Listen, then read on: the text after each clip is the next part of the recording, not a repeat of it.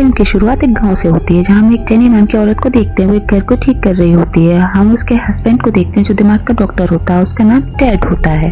हम उनका ये नया घर देखते हैं जहाँ पर नेटवर्क का बहुत इशू रहता है। डैनी पिछले काफी दिनों से अपने घर को ठीक कर रही थी क्योंकि अब डैनी को घर में एक ऐसी जगह मिल जाती है जहाँ पर वो नेटवर्क आ रहे होते हैं, इसलिए वो टेड को कॉल करके उससे थोड़ी बातें कर लेती है। क्योंकि उसका टाइम नहीं गुजर रहा था, वो काफी बोर हो रही थी। अब किसी काम के सिलसिले में टेड को आज हॉस्पिटल ही रुकना पड़ता है और डैनी घर पर अकेली होती है। अब डैनी घर के अंदर वाली साइड पर टेंट लगा लेती है और काफी रात हो जाती है। वो सोने की कोशिश करती है पर कुछ देर बाद ही दरवाजे पर एक अनजान आदमी आया और दरवाजे की खिड़की से अंदर झांक रहा। वो डैनी से बात कर रहा और कहने लगा, दरवाजा खोलो क्योंकि तुम्हारी जान को खतरा है। कोई तुम्हें मारना चाहता है, तुम्हारे घर में घुस आया है। अब डैनी को इस आदमी से डर लग रहा था, इसलिए वो दरवाजा खोलने से मना कर देती है। जाहिर है इस तरह किसी भी अजनबी पर भरोसा करना बेवकूफी थी। ये नकली आंख वाला मरीज बड़े प्यार से डैनी से बात कर रहा था। उसका लहजा और उसके लहजे को देखकर लग रहा था कि उसे डैनी की परवाह है और वो सच में उसकी मदद करना चाहता है। वो फिर डैनी को कहता है कि ठीक है, अगर तुम्हें मुझ पर भरोसा नहीं है तो कोई बात नहीं, तुम पुलिस को कॉल कर दो क्योंकि तुम्हारी जान को सच में खतरा है। मेरी बात को समझो। अब उसकी बातें सुनकर डैनी दरवाजे के पास है। उसने दरवाजा खोला या नहीं ये तो हमें नहीं दिखाया, मगर इसके साथ हमें दूसरा सीन दिखाया जहां हमने देखा कि कोई चीज बुरी तरह से उस नकली आंख वाले मरीज को मार देती है। फिर पता चला कि डैनी की भी मौत हो गई है, उसका किसी ने बेरहमी से कत्ल कर दिया है। यानी जैसा उसने कहा था वैसा ही हो गया। और अब हम कुछ महीने के बाद का टाइम देखते हैं जब डैनी का हस्बैंड टेड एक दुकान पर आता है जहाँ पुरानी कीमती चीजें मिला करती थी। ये दुकान असल में डैनी की जुड़वा बहन दर्सी की थी। दर्सी बचपन से ही देख नहीं सकती थी, यानी कि वो अंधी थी। साथ उसके पास कुछ साइकिक पावर्स थी, यानी दिमाग की अनोखी ताकतों की मालिक थी। वो जैसे बहुत अजीबोगरीब चीजें महसूस कर सकती थी और देख सकती थी, जिनमें भूत आत्माएं जादू टोना भी हो सकते थे। दर्जी को अपनी बहन डैनी की मौत का बहुत दुख था। टेड अक्सर उससे मिलने आया करता था, मगर उस दर्जी की उल्टी सीधी बातों पर यकीन नहीं था और उसका ये दावा था कि वह पैरानॉर्मल चीजों को महसूस कर सकती हूँ, यानी ऐसी चीजें जिन्हें समझ पाना आम इंसान के बस की बात नहीं है। इस टाइम उसके हाथ में एक बेल थी और वो टेड को बताती है कि ये बेल एक लड़की की जिंदगी से जुड़ी हुई है, मगर एक दिन उसकी बेरहमी से किसी ने जान ले ली और अब मैं उस बेल के जरिए महसूस करती हूँ। टेड यहाँ उसे कुछ देने आया था। जो चीज दर्जी ने मनवाई थी वो कोई खास चीज थी जो उस नकली आंख वाली मरीज से जुड़ी हुई थी, क्योंकि उसके जरिए दर्जी ये पता लगाना चाहती थी आखिर क्यों उसने डैनी को मारा और इस टाइम वो क्या सोच रहा है। अब वो जो चीज रुमाल थी टेड उसके हवाले कर देता है। बातों ही बातों में दर्जी को पता चल जाता है कि टेड किसी और लड़की के साथ रिश्ता बना लिया जिससे वो जल्दी शादी कर लेगा। हालांकि डैनी को मरे ज्यादा दिन भी नहीं हुए थे। अब ये बात दर्जी को बुरी लगी, मगर वो जाहिर नहीं होने देती है। टेड उसे अपने दोस्त के बारे में बताता है। वो कहता है वो पहले मेरी दोस्त थी, मगर अब क्योंकि मुझे किसी सहारे की जरूरत है तो हम दोनों में ताल्लुक बना लिया और शादी करने का फैसला कर लिया और वो हमारे ही हॉस्पिटल में काम करती है। इतना बोलकर वो वहां से चला गया, मगर हम समझ जाते हैं कि उस रात टेड का हॉस्पिटल में रुकने का मकसद अपनी दोस्त ही हो सकती है, जिस वजह से डैनी को रात अकेले गुजारनी पड़ी, यानी वो पहले से उसे धोखा दे रहा था। अब शाम को दर्जी अपने घर आई, साथ में वो नकली आंख वाले मरीज का रुमाल भी लाई। वो रुमाल टेबल पर रखकर उसके अंदर कोई चीज रखती है और अपने ग्लव्स उतारकर जैसे उसे छूती है वो बहुत ही चौंका देने वाली चीज होती है जिसकी उसे उम्मीद नहीं थी, क्योंकि वो काफी घबरा गई थी और उसकी आंखों में आंसू भी आ गए थे। अब दर्जी एक स्टॉल रूम में जाती है और वहाँ उसने बड़ा सा लकड़ी का संदूक रखा हुआ था और वो उसे गौर से देखती है। फिर उसके पास आकर बैठकर इस रूम में और भी कई सारी अजीब चीजें पड़ी हुई थी जिनका ताल्लुक किसी न किसी इंसान से था, जिनको भी दर्जी महसूस कर सकती थी। अब इसके बाद हम देखते हैं कि टेड नींद से जाग गया और वो तैयार होकर हॉस्पिटल के लिए निकलने लगा है। तभी उसकी दोस्त उसे रोक देती है और वो उस कैमरे में उसे तस्वीरें दिखाने लगती है। कैमरा असल में डैनी का था जो टेड की दोस्त को मिल जाता है। टेड की दोस्त को मिल गया। अब कैमरे की सेटिंग इस तरह से की गई थी कि वो खुद ब खुद तस्वीरें बना सकता था। इसी तरह एक दिन अचानक से एक तस्वीर खिंच गई जो वो टेड को दिखाती है, जिसमें डैनी की परछाई दिखती है। हालांकि उसे मरे हुए काफी दिन हो गए और ये बात टेड टाल देते हैं, लेकिन उसके दोस्त को अजीब लगता है। खैर अब टेड को रात की रात की ड्यूटी करनी है, यानी उसके दोस्त को भी इस घर में अकेले रुकना पड़ेगा। मगर उसे डर लग रहा था क्योंकि ये वही करता जहाँ डैनी की मौत हुई थी। डैड उससे कहता बस कुछ दिन की बात है, फिर मेरी ड्यूटी का टाइम बदल जाएगा, तुम्हें तब तक मैनेज करना पड़ेगा। इस पर उसके दोस्त कहती है कि नहीं, जब तक तुम्हारी रात की ड्यूटी है मैं अपने ही घर रह लेती हूँ, जब तुम्हारी ड्यूटी बदल जाएगी मैं वापस आ जाऊंगी। तब डैड उसकी बात मान जाता है। उसके दोस्त को आज ही निकलना, और इससे पहले कि डैड अपने काम पर जाता, वो बताती है कि कल रात टर्सी ने एक अजीब सा तोहफा भेजा और ये लकड़ी का संदूक था। ये देखकर दोनों को काफी हैरत हुई। इससे भी ज्यादा हैरत तब हुई जब उन्होंने पता चला कि टर्सी तो बाहर ही खड़ी हुई है, इसलिए दोनों उसके घर के अंदर ले आते हैं। उसे घर आने की किसी ने दावत नहीं दी थी, वो खुद ही आ जाती है। वो यहाँ 2 दिन के लिए रहने आई थी और इस बात में टेड की दोस्त को कोई दिलचस्पी नहीं थी, लेकिन टेड उसे मना नहीं कर पाता है। अब ना तो यहाँ टेड होगा और ना ही उसकी दोस्त, लेकिन फिर भी डर्सी रुकना चाहती थी। अब डर्सी ने लकड़ी के संदूक वाला तोहफा दिखाती है जो सच में अजीब सा था, क्योंकि अंदर लकड़ी का ही बना एक पुतला था। उसे देख टेड और उसके दोस्त बहुत बुरा मान जाते हैं। तब टेड उसे समझाता है कि जब डर्सी चली जाएगी तो मैं इस पुतले को हटा दूंगा, जब तक वो यहाँ है प्लीज मेरी खातिर उसे बर्दाश्त कर लो। अब टेड निकल गया। फिर कुछ देर बाद उसकी दोस्त भी निकलने वाली थी, लेकिन उसकी चाबियां कहीं गुम हो गई थी। टेड की दोस्त चाबियां ढूंढने में बहुत कोशिश करती है, लेकिन वो उसे कहीं नहीं मिलती। दर्शी वहाँ पर बड़ी आराम से बैठी हुई थी। ऐसा लग रहा था जैसे वो पहले से ही जानती हो कि यहाँ क्या होने वाला है। चाबियां न मिलने पर डर्सी उसे पूछती है क्या तुम अब नहीं जाने वाली हो, तो वो कहती है नहीं, और मजबूरन ही अब उसे वहाँ भी रुकना पड़ता है। कुछ देर बाद टेड की दोस्त आकर देखती है कि संदूक में पड़ा लकड़ी का वो पुतला डाइनिंग टेबल की कुर्सी पर बैठा हुआ है। उसे देख टेड के दोस्त को अजीब लगा, तो वो डर्सी से पूछती है क्या इसे तुमने बाहर निकाला? तो वो बड़ा ही अजीब जवाब देती है, कहती है नहीं।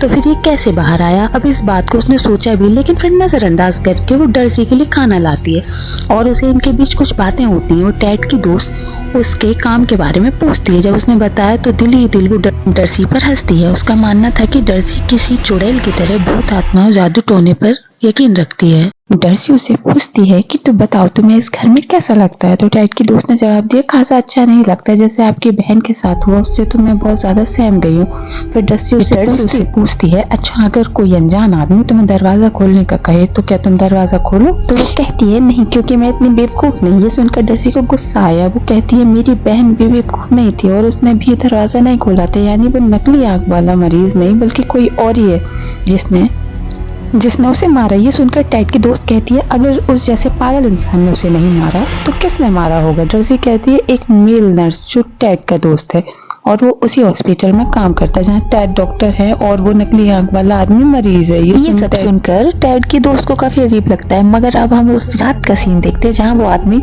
डैनी के दरवाजे पर आया था। यहाँ हमें पता चलता है कि सच में डैनी दरवाजा नहीं खोला था और वो नकली वाला आदमी भी सच में उसकी मदद के लिए आया था, क्योंकि उस टाइम कोई घर में घुस आया था जैसा उसने कहा था। वो भी दरअसल एक मास्क पहना हुआ आदमी था जिसने डैनी को बेरहमी से मार दिया था। कुछ देर बाद टेड की दोस्त उसे कॉल करके बताती है कि डर्सी बहुत ही अजीब है, उल्टी सीधी बातें करती है। उसका दावा है कि डैनी को नकली आंख वाले आदमी ने नहीं बल्कि तुम्हारे हॉस्पिटल में काम कर रहे नर्स ने मारा है, तुम्हारा जो साथी है। और मुझे उसके साथ अब बिल्कुल अच्छा महसूस नहीं हो रहा है। मैं अपने घर भी नहीं जा पाई क्योंकि गाड़ी की चाबियां गुम हो गई और मुझे तो ऐसा लगता है कि इसने ही चाबियां इधर उधर की हैं। टेड उसे शांत करता है और कहता है कि कमरे का दरवाजा बंद कर लो और सो जाओ। वो अपने रूम में गई, लेकिन उसे नींद नहीं आ रही थी। नीचे आकर उसने देखा कि डर्सी सोफे पर ही बैठी बैठी सो गई है। अब वो चुपके से लकड़ी की मूर्ति के पास उसे चेक करने जाती है ताकि देख सके कि आखिर इसमें क्या राज छुपा हुआ है। पुतले के सर में 5 सुराख थे। टेड की दोस्त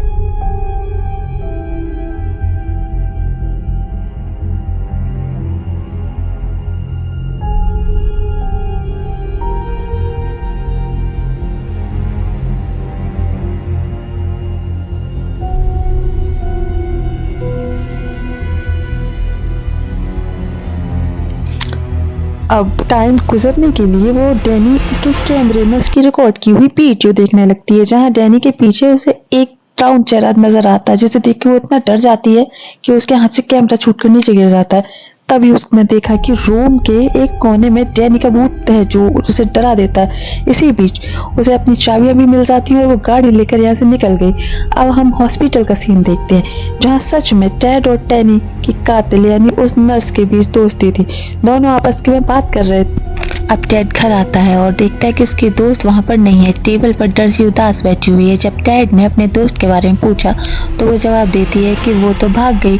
मैं चाहती थी कि वो तुम्हारा असली चेहरा देखे कि तुम कितने घटिया इंसान हो, लेकिन मेरी बहन के भूत ने उसे डराया और वो चलती बनी। ये सच मैं जान गई हूँ कि तुम ही वो इंसान हो जो उसने मेरी बहन को मरवाया है, क्योंकि तुम्हें अपनी दोस्त से प्यार हो गया था। तुम तो सिर्फ मेरी बहन की दौलत हथियाना चाहते थे जो उस बेचारी ने पहले ही तुम्हारी नाम कर दी थी। समझती रही कि किसी पागल इंसान ने उसे मारा है और मैंने उस नकली आंख वाले मरीज से भी बदला ले लिया, मगर वो तो सच में मेरी बहन की मदद करना चाहता था। उसके असल हथियारे तो तुम हो। और हाँ, मैं जानती हूँ कि अब तुम किसी को यहाँ भेजोगे ताकि वो मुझे मार दे, लेकिन बेहतर ये होगा कि तुम उस कातिल को ही भेजो, यानी नर्स को। सारी बातें सुनकर टेड कहता है, आखिर तुम ऐसा सोच भी कैसे सकती हो और ये सारी चीजें तुम्हारे दिमाग में आई कैसे? अगर तुम्हें मुझ पर ही शक है तो चलो उस डिटेक्टिव के पास चलते हैं जो डैनी के केस पर काम कर रहा है। लेकिन डर्सी को फिर भी उस पर यकीन नहीं होता है। टेड कहता है, ठीक है, अच्छा ये लो, मैं अपना फोन इधर रख जाता हूँ और डिटेक्टिव के पास जा रहा हूँ और मैं उससे कहूंगा कि वो तुम्हें फोन करके बता दें, जो भी कॉल आई हो तुम उसे उठा लेना। इतना बोलकर वो चला जाता है। और अब हम नेक्स्ट सीन देखते हैं जहाँ वो अपने साथी कातिल नर्स के साथ बैठा हुआ होता है और डर्सी को मारने का प्लान बना रहा होता है। जी हाँ, डर्सी बिल्कुल सही थी। उसने अपने दोस्त से प्यार हो गया था और वो डैनी की प्रॉपर्टी हासिल करना चाहता था। उसे बस पैसों से मतलब था। वो डैनी से प्यार व्यार नहीं करता था और उसे कहने पर ही नर्स ने डैनी को मारा, क्योंकि असली साइको तो वो था जिसे लोगों को मारने में मजा आता था। पर सवाल ये उठता है कि वो इस सब में नकली आंख वाले आदमी का क्या है? तो असल बात यह है कि भले ही दिमागी तौर से वो ठीक नहीं था, लेकिन दिल का भला इंसान था। कोई कातिल नहीं था। उसने टेड और नर्स की बातें सुन ली थी, इसलिए उसने उस रात को डैनी को बचाने के लिए वो उसके घर गया, लेकिन डैनी ने उसकी बात का यकीन नहीं किया और वो मारी गई। क्योंकि शक उस आदमी पर था, इसलिए उसे डर्सी ने मार डाला। जब भी तो उसने कहा था कि मैंने उस आदमी से बदला लिया है। इसके बाद हम देखते हैं कि टेड डर्सी को भी मारने का प्लान बना चुका था और उसने जाते जाते फर्श की एक चाल निकाल दी थी ताकि जब भी वो फोन उठाने आए तो उसी जगह से नीचे गिर जाए। उसने नर्स को भी ये काम दे दिया था कि अब तुम्हें डैनी की बहन डर्सी को भी मारना है। वो इस काम के लिए राजी हो गया और खुशी खुशी उसके घर के लिए निकल जाता है। अब टेड हॉस्पिटल के नंबर से घर के नंबर पर कॉल करता है और जैसे ही डर्सी फोन उठाने के लिए आगे बढ़ी, प्लान के मुताबिक वो नीचे गिर जाती है। नर्स जब वहां आया तो उसने पहले उसकी नजर लकड़ी के पुतले पर गई, फिर डर्सी पर जो बुरी तरह जख्मी हो गई थी। उसके सर पर गहरी चोट लगी थी और बहुत ज्यादा खून बहने की वजह से जल्दी उसकी मौत हो जाती है। और यहाँ पर एक नया ट्विस्ट आता है। अब जैसा कि हम मानते हैं कि डर्सी को रिचुअल, जादू, इन सब की तरह में पूरी तरह से यकीन था, तो उसके मरने से एक रस्म पूरी हो गई और उसने अपनी मौत का पहले से अंदाजा था, तो जानबूझकर उसने अपने आप को बचाने की कोशिश भी नहीं की और उसने मरते मरते यहाँ लकड़ी का पुतला अचानक जिंदा हो जाता है और वो नर्स के पीछे पड़ जाता है और उस पर हमला कर देता है। नर्स अपनी जान बचाकर भागा, लेकिन अचानक वो बेहोश हो गया और उसकी आंख जब खुली तो वो खुद को हॉस्पिटल के बेड पर बंधा हुआ पाता है और टेड उसके सामने खड़ा हुआ होता है। उसने डर्सी की मौत का इल्जाम नर्स पे सिर पर डाल दिया था, जिस पर नर्स उसके सामने गिड़गिड़ाता है कि मैं वादा करता हूँ मैं किसी को कुछ नहीं बताऊंगा, तुम बस मुझे छोड़ दो। इस पर टेड कहता है, नहीं, मैं इतनी बड़ी बेवकूफ़ी नहीं कर सकता, क्योंकि अगर मैंने तुम्हें छोड़ दिया तो शक मुझ पर ही आएगा कि मैं आखिर तुम जैसे पागल साइको इंसानों को क्यों नहीं पहचान सका। लेकिन अगर मैं तुम्हें ना छोड़ूं तो ऐसे में मैं बच जाऊंगा, क्योंकि भला ही कौन तुम्हारी बात पर यकीन करेगा कि एक लकड़ी के पुतले में जान आ गई और उसने तुम पर हमला किया। तो इससे हमें पता चला कि टेड एक बहुत ही मतलबी और धोखेबाज इंसान है जो बहुत ही चालाकी से लोगों का इस्तेमाल किया करता था और उसने तकरीबन सभी का इस्तेमाल किया, यहाँ तक कि अपनी बीवी का भी। अब डर्सी नर्स को मार भी सकती थी, लेकिन वो इतनी आसानी से उसे बख्शने वाली नहीं, बल्कि वो उसे तड़पाना चाहती थी जैसे उसने डैनी को मारा और कई लोगों पर जुल्म करके उन्हें तकलीफ दी थी। साथ ही जब वो नर्स था तो उसने बहुत लोगों के साथ ज्यादतियां भी की थी। अब एक मरीज नर्स से अपने बदला लेने आया और वो उसकी पैरों की उंगलियों को काट लेता है, जिससे वो बुरी तरह तड़पने लगता है। इसके बाद हम देखते हैं कि टेड, जो कि काफी परेशान लग रहा था, अपने घर आया और उसी बैल को देखता है जिसके बारे में डर्सी ने कहानी सुनाई थी। वो बैल बजाकर उस लड़के की आत्मा को बुलाने की कोशिश करता है जिसके साथ ये बैल जुड़ी हुई थी, मगर अजीब कुछ भी नहीं हुआ। टेड को लगता है कि शायद सुपरनैचुरल जैसी कोई चीज होती नहीं और डर्सी बस फ्रॉड करती थी।